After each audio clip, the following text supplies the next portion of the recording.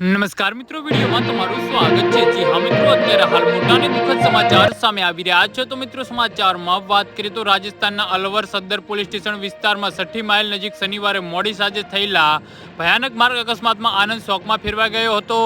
લગ્ન સમારંભથી ઘરે પરત ફરી રહેલા પરિવારને થાર વાહને ટક્કર મારી હતી ને આ અકસ્માતમાં એક જ પરિવારના 4 સભ્યોના મોત થયા છે, જ્યારે અન્ય 2 લોકોની હાલત ગંભીર હોવાનું જાણવા મળે છે।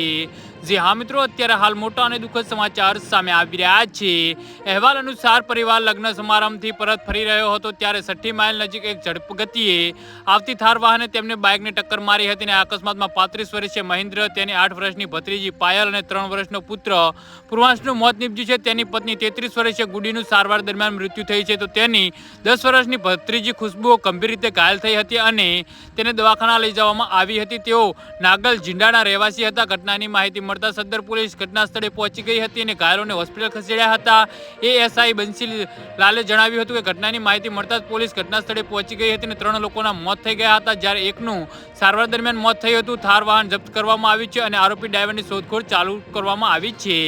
જી હા મિત્રો, તો આના વિશે તમારું શું કહેવું છે તો નીચે અમારા કમેન્ટ બોક્સમાં જરૂરથી જણાવજો અને મારી યુટ્યુબ ચેનલને સબસ્ક્રાઈબ કરવાની ભૂલતા નહીં। ધન્યવાદ।